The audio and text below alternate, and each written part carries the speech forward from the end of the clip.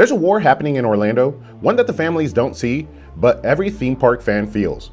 On one side, the undisputed giant Disney, the company that invented the modern theme park vacation and has held the crown for over half a century. On the other, the relentless challenger, Universal, a studio-turned-destination that has spent the last decade transforming from a bonus day to a true rival to the throne. And now the question everyone should ask is this: how long can Disney hold the throne? And is Universal's rise already too late to stop? Welcome back to Edutainment. My name's Eddie, and today we're diving into the theme park wars, past, present, and future. If you love theme park deep dives like this, consider subscribing. We post our adventures every week. Now to see how we went from the unbeatable giant to a battle for the top that now seems very, very real. To understand the stakes and see how dramatic the shift really is, we need to go back to where it all started. If we're going to talk about the theme park wars, we need to start at the beginning, because this battle didn't start on equal ground. In 1971, Walt Disney World opened in Orlando and instantly redefined what a theme park could be. This wasn't just rides, it was a full resort destination with hotels, transportation, and a blueprint for immersive family vacation. Over the next 2 decades, Disney built Magic Kingdom, Epcot, Hollywood Studios, and Animal Kingdom, creating the most visited theme park resort in the planet. With that massive head start, Orlando became the battleground and Disney became the uncontested king. For almost 20 years, Disney didn't just dominate the market, it practically was the market. Families didn't debate where to go, they debated how many days they needed at Disney. That changed in 1990, when Universal Studios opened just down the road. But even then, Universal wasn't seen as a threat. It was a single park built around movie-making experiences, cool, clever, and unique, but not a Disney vacation. For most families, Universal was an add-on day, not the main event. Even Disney internally didn't view Universal as a direct competitor. So by the end of the 90s, the landscape looked like this. Disney equaled the global giant with multiple parks and a cultural stronghold.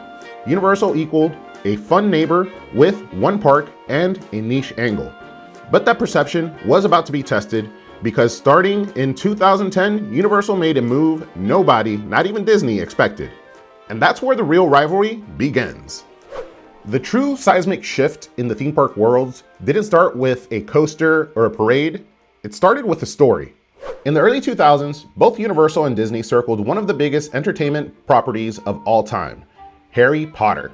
Disney had actually held talks to secure the theme park rights from J.K. Rowling and Warner Brothers, but the deal fell apart because Disney wasn't willing to give J.K. Rowling enough creative control.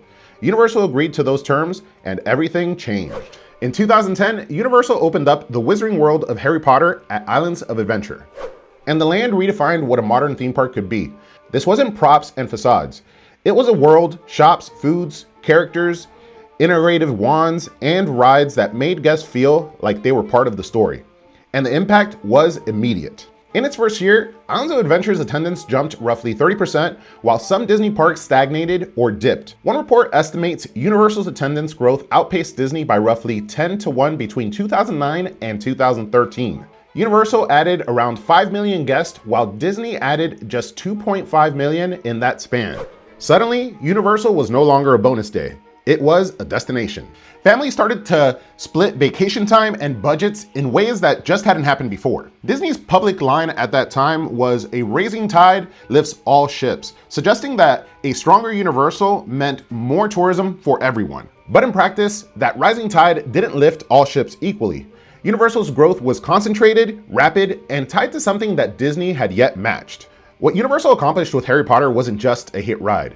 It was the birth of modern-day immersive lands. What used to be Disney territory was now Universal's strength, and the industry had to rethink what a theme park could be. And Universal just didn't stop there. Once they proved what was possible, they doubled down.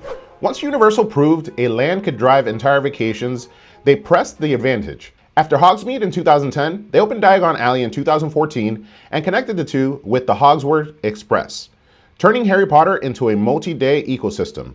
Families now needed multi-day tickets to see the full story, a business model that Disney had always relied on, and Universal suddenly had it too.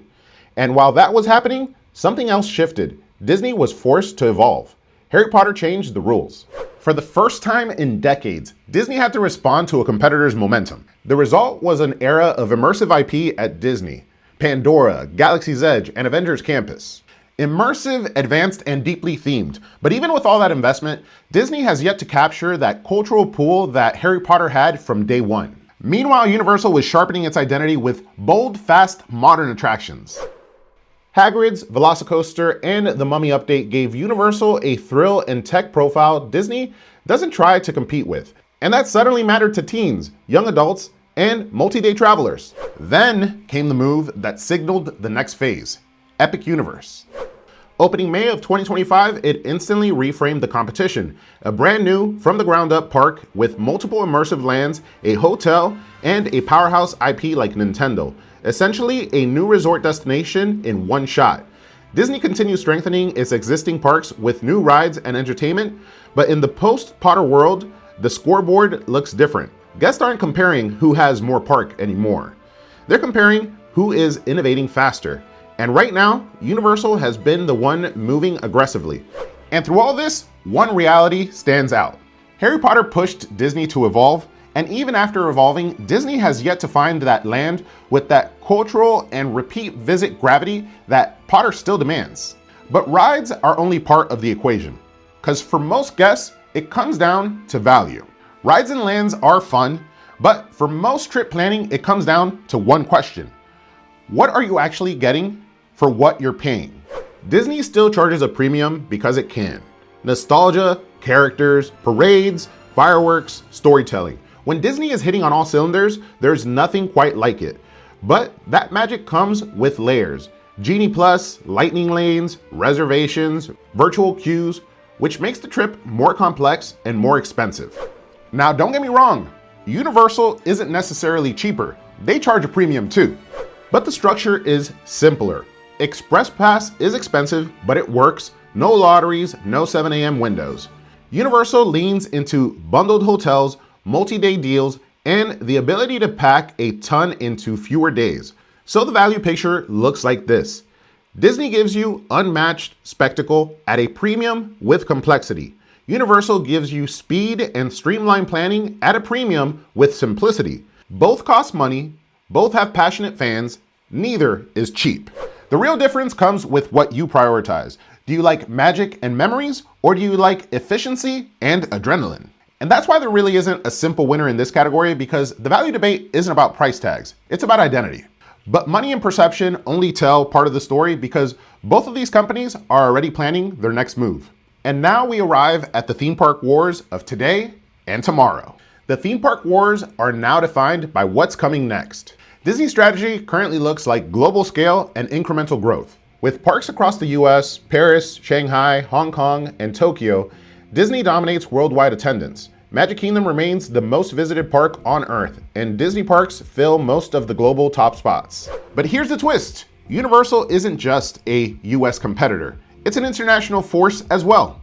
Universal Studios Japan drew an estimated 16 million visitors in 2023, and outside of the US, internationally, it is the most visited park and also the third most visited park in the world. So outside of the US, it's actually a Universal park that dominates. Back in Orlando, the battlefield is shifting.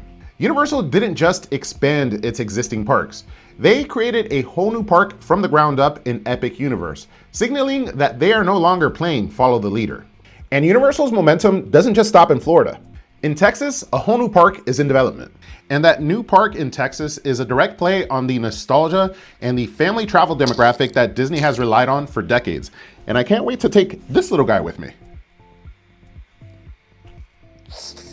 That being said, Disney's pipeline isn't empty, far from it. There are expansion plans across Disney World, some updates at Animal Kingdom, as well as continual evolution overseas. But the pace and perception is different. Universal's moves feel aggressive and headline grabbing, while Disney's feel slower and more incremental. So here's the foreshadowing. Disney's future feels anchored in incremental magic and global breadth. Universal's future is anchored in bold reinvention and new destinations. This isn't about who has the bigger castle or the flashier coaster. It's about cultural relevance, visitor demand, and the future market share. And Universal doesn't just want a slice of the theme park pie. They want the throne. Because once challengers stop playing catch up and start defining the next frontier, you have to ask, is Disney's era of undisputed dominance ending, or are we just entering a new kind of rivalry? At the end of the day, Disney is still the king by scale, nostalgia, and global reach. But Universal isn't just a scrappy underdog anymore. They're expanding, innovating, and building the future at a pace the whole industry feels. So the real question isn't who's bigger right now. It's how long can Disney sit comfortably at the top, and is Universal's rise already too strong to ignore? Let me know where you stand down in the comments. Is the throne secure, or are we watching the start of a power shift? And if you enjoyed this breakdown, don't forget to like, subscribe, and hit that notification bell so you don't miss what's coming next. Thank you guys so much for coming along into this deep dive into the theme park wars. We will see you on the next one. But up till then, don't forget to ask yourself, have you been entertained?